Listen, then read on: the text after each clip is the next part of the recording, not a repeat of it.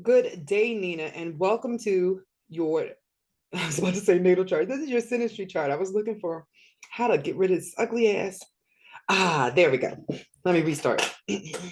Hello, Nina, and welcome to your synastry reading. First and foremost, thank you for your patience, as call times may vary due to high capacity, low capacity, high caller volume, whatever. So, your chart is represented on the inside, and I cannot say his name. I tried it. I was like, okay, let me just not. He is represented on the outside. So, what we are getting into today is how both of your individual human radio receivers pick up energy from one another. That will tell us A, how you're meant to connect in this life, B, how your energy affects each other, and then C, your past life connections, what you're clearing up, what happened last time. And before we close, I'm going to take a look at your composite chart, right? So the synastry is like the recipe, the ingredients, what went into the relationship, right? The composite chart is the finished product, the cake. What is the outcome meant to be here? So that you'll get a full understanding of what is this relationship? Where is it going? Why is it going here? And all that sort of stuff. So I am going to start with your ascendant. And this is wild because, as you can see, self on self here. He's like, boy, you. But his Pluto, even though we're not starting in the 12th house, I'm starting in the first, it feels important to mention this because it's the first connection you have. Besides the fact that he's bringing the lessons that he learned in the past to help you get to those lessons, because that's where you're headed in this life. Whereas you are teaching him what you have learned. It's like a cross swap, if you will. You're completing a full circuit with you as the female and him as the male, but it's sort of like the same journey. This is freaky. Never saw this before, but I love it. So it's Pluto next to your north node and your ascendant. Your ascendant is who you are, the path you're rising to in this life, right? Your north node is where you're headed. You are learning how to be yourself, how to overcome, how to rid oneself of codependent patterns just to keep peace in a relationship based upon things that happened during your childhood. That's where he transforms that, burns that shit right up. Because this is Pluto, the transformer, changing who you are. This is very to become one energy here. Y'all are clearing out old past life love and trauma karma together. Having your charts this lined up is very rare. I feel like I need to tell you. Also, this is going to make this reading so much easier. So self on self, y'all reflect each other constantly, which can be a blessing and a problem because you have traits that are very clearly found in this person. Like y'all have the same traits, but y'all might not recognize them until you see the other person do it. Then you're like, oh, hell, you are my reflection, love. And that's what this is, because your Pluto, your power is transforming him at the very final degree. This is helping him get to the Phoenix stage, whereas you are just stepping into Scorpion. But that means you just getting boundaries. You just learning to strike back at other people, as opposed to before it was just more like a, I don't want to say victim, but being put into situations where you were victimized many, many times, basically through relationships is what's coming up here. So second house, this is the house of values, how you value yourself, and then how you create value for yourself by using your gifts to earn. You both help each other in that realm. Now, he had a limitation on his, or a contract, that his money would not be released in full until he learned a couple of lessons about how to be sensitive in this life, how to care more about other people's feelings. Yours was the energy, this Jupiter, this expansion that broke that for him, that helped him move into another level. And this is financially, and even in regards to his own belief system about himself, because his power was held back. That's what this Saturn on Mars is. Like, he used to have a very strong belief system and he used to force it on people. And this is in a past life. So in this life, it got watered down. But you give him back that missing piece, the energy he was needing to understand, oh, holy shit, I was onto something. This belief system or this idea or this way of life is correct. And then y'all mesh together because you have the same values, the same moral code, the same goals for what you want at the end of your life. With his soulmate marker there, this is the wife asteroid, right? You have the husband asteroid. So in regards to finances, and it feels like this is to balance out what happened in the past life, maybe he had the upper hand.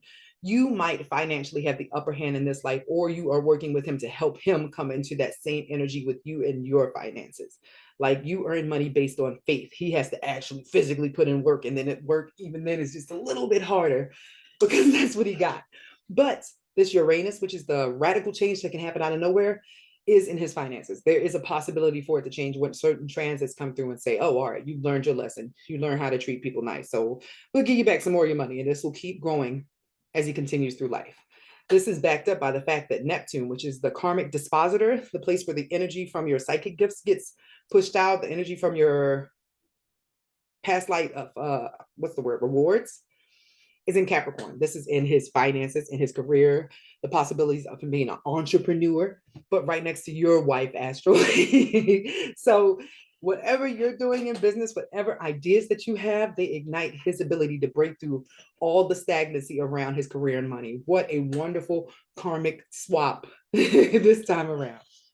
Now over here, we see where your karmic swap is. This is the third house of mental connections, sharing ideas, speaking, thinking, writing, just anything with your mind. In this life, you have a bit of a push, right? Because karmically or spiritually gifted in the mind, but in regards to business ideas, like you get them in your sleep, not only for yourself, but for him, because that's in his third house as well. But you get them lightning fast. You get lightning fast insights. And this is also in regards to things that are coming in the future, waves and trends, because your Uranus is at the first degree of Aquarius, but also like putting stuff online, finding what networks to connect with other groups of people can assist you. Like you are the Wi-Fi that connects you to other people in order to get your ideas moving is the energy that comes here. Like you have planets in this place that he does not, so it helps his mental facilities just being around you, having conversations. Now, where you don't have planets, he has planets. And if you don't have planets in a place, it just means you already conquer the energy.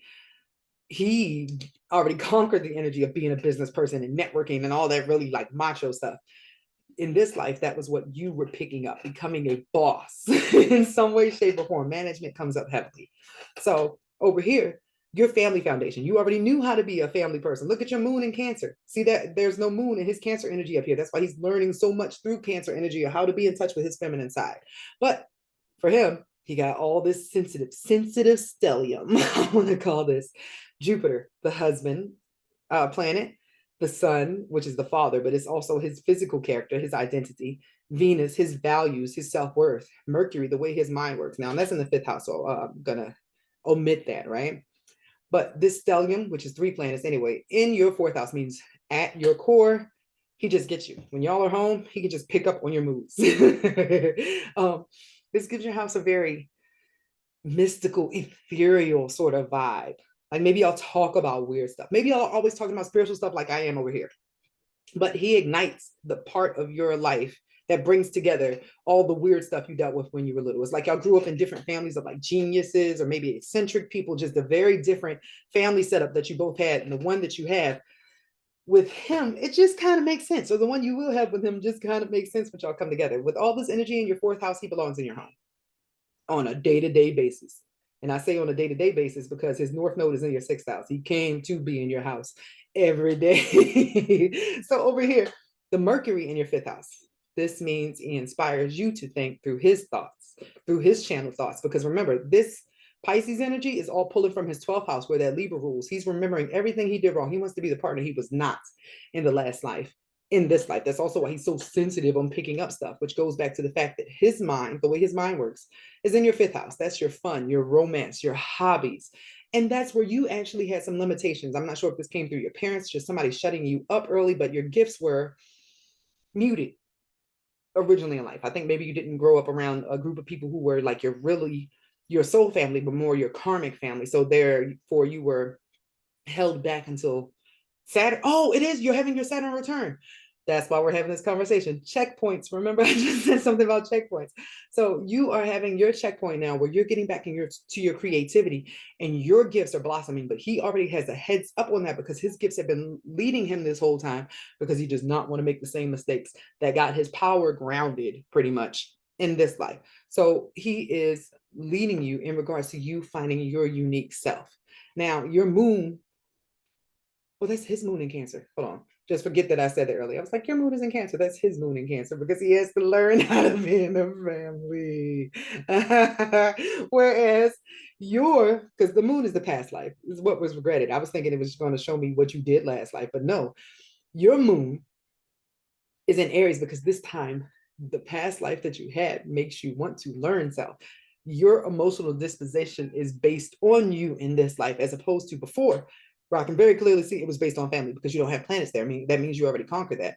He is having his emotions tied to family in this life as a part of that karmic thing where your feelings are based upon how you are growing. Like if you ever get really like stagnant in life or you're not active and you're not doing anything, you'll get irritable. You'll turn into the viper, right? That other Scorpio energy because you have been suppressed for so long. This was always about pushing you to want to be independent, to want to get out into the world. Whereas he is learning more to be a partner in a family structure. So this inverse north south node is you guys passing the torch from last life to this life. One person being the breadwinner, the other person sort of being the support system. Y'all are going to do that first in this life, but then I believe that you are meant to come to balance. Why do I believe you're meant to come to balance? Venus in his seventh house. That's your value, your money, in his house of partnership and marriage. So you're going to, even if you make more money, you will value what he gives to you or what he will be giving to you will be as valuable as the money you actually earn. Y'all will find a way to do it together. So like you could make a lot of money, you came up with ideas, but you could not have done this without him under your wings and in a way that he knows he could not have done this without you, whatever he is doing as well. So equal partnership is coming up big here because that's what was left in your 12th house to figure out how to be in a relationship and still maintain self. That is the story of this uh Aries moon that you have going on here.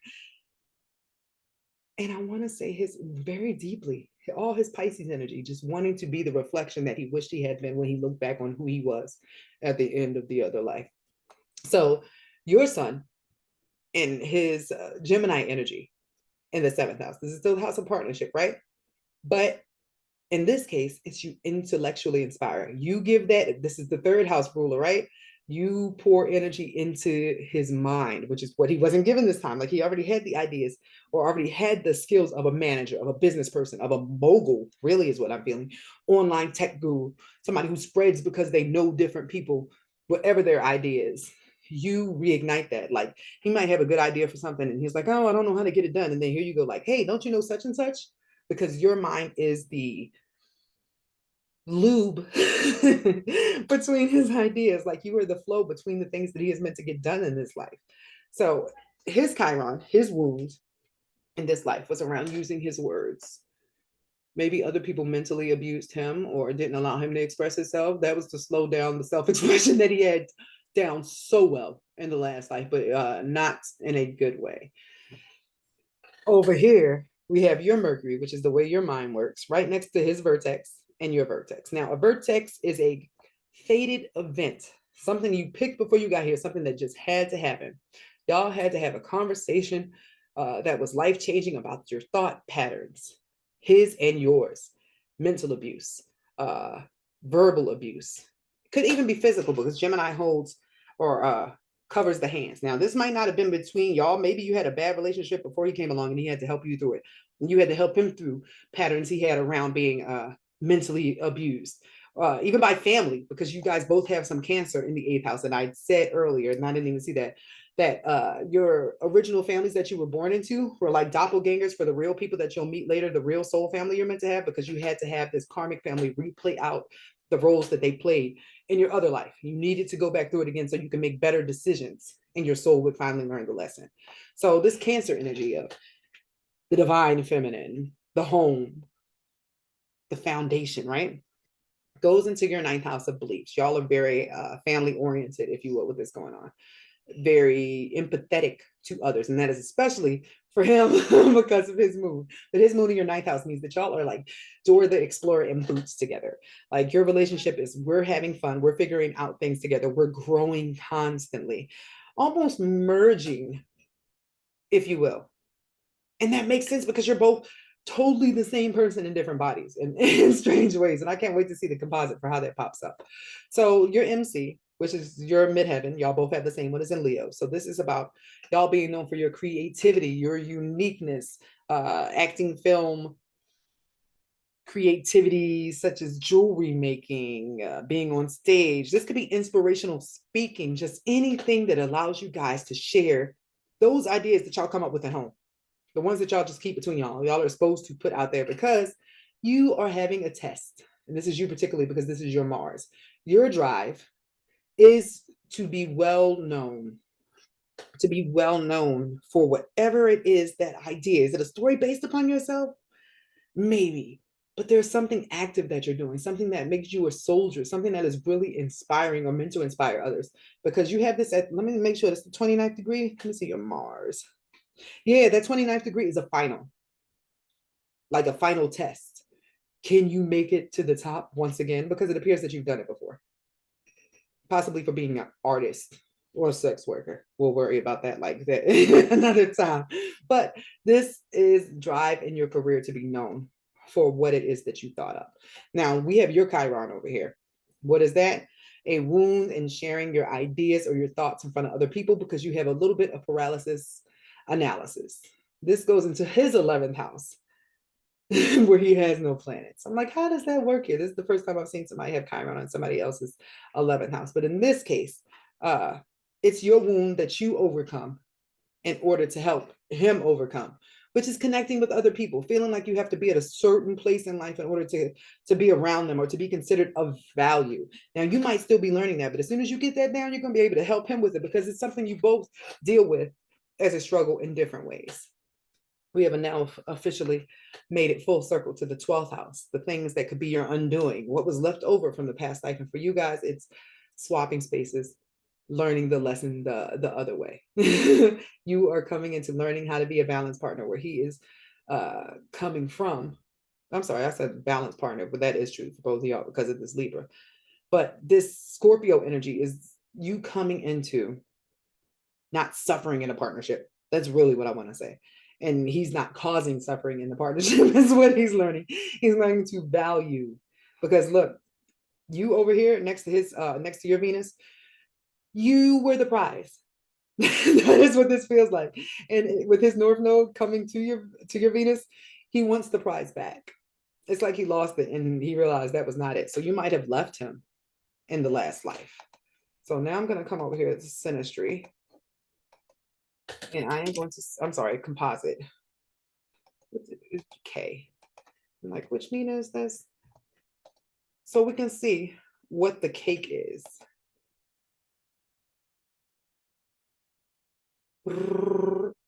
Scorpio rising at the 7th degree. The 7th degree is a partnership degree. This is your first time trying to be a family, but not in general, but trying to be a family based on communication, but also twins. It comes up because of that. Let's see if there are any other twin degrees. Yep, I knew it. Y'all are fucking twins. The 3rd degree rules Gemini. That's another twin degree. The 15th degree, Gemini, twin degree. So your wound is at the 29th degree of Cancer. What does that mean? You're at a final for overcoming beliefs about family. This is about making family over everything, it feels like. Like you're going to be finding your individual selves in this relationship because the sun is in Aries. Like whatever y'all contribute to the work venture is where you find your strength because y'all are capable of both completely separate things, but they're like needed to work together. But like this, you finding your individual creative selves over here, your beliefs in yourself connects directly to y'all having drive in the astral as a partnership. And in the astral, that just means you'll be able to manifest quicker. Y'all will be able to create or bring your dreams from your dreams into reality in a grounded way. And this is through having a communications business in some way, shape, or form, or sharing your minds online, your belief system, your creativity.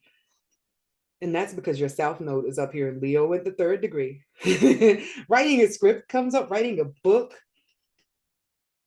It's like there are so many possibilities because this is all based on your mind and actually you guys using your backstories individually as something that you can share with other people. Maybe you fictionalize your love story and put that together in some way, shape, or form, but definitely you will be entrepreneurs, you will be moguls, possibly having multiple businesses, and it will be based upon you learning your individual strengths to come together. So there's not a codependent thing, but a teamwork thing. That is the most important thing I can say to you guys.